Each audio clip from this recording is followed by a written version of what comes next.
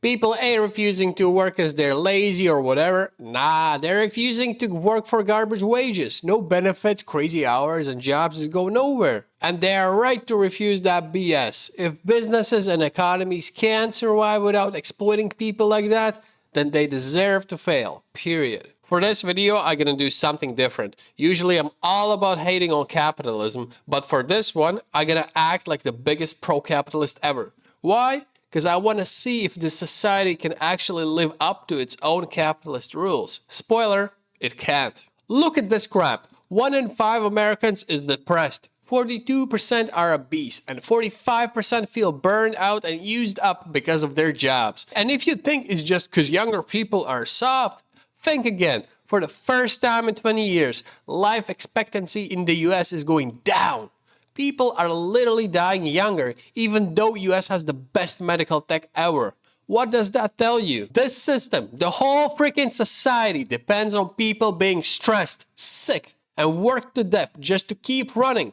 And you know what? A society like that doesn't deserve to keep going. It deserves to freaking collapse. 7 million men have just given up on working. They're not even looking for jobs anymore. And can you blame them?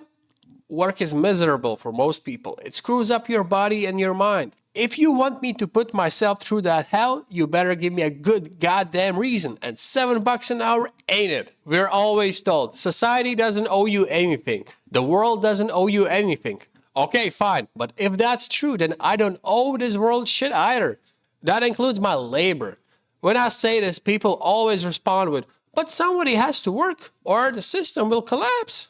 Well, maybe the system should collapse. Maybe it doesn't deserve to keep running in the first place. Nothing should be immune from failure, right? That's what pro-capitalist people always say. They want to cut social safety nets because they think if someone can't support themselves, they deserve to fail. They even kick their own kids out of the house, thinking poverty will teach them the value of hard work. That's some outdated horseshit logic. But I'm not here to argue against capitalism in this video. I'm just applying its own rules to society. And by those rules, the society deserves to fail. If your system relies on millions of people being miserable, sick, and dying early just to keep it going, then maybe it's time for the system to burn and crash. Maybe then we can build something better, something that doesn't depend on human suffering to function. If we're gonna live in a capitalist society where people go homeless and starve because they don't make enough money, then businesses should face the same consequences.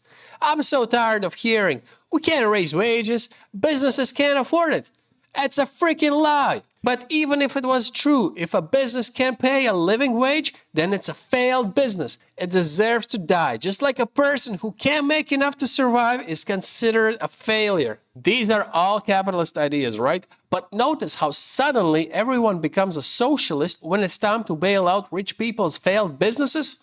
Goddamn hypocrites. They want socialism for themselves, but capitalism for the rest of us. 7 million men have figured this out, and they're refusing to play along. Society is trying to shame them, but these guys are heroes. They are forcing the system to live by its own rules. If you want people to work, you gotta give them a real reason. The system is not entitled to your labor.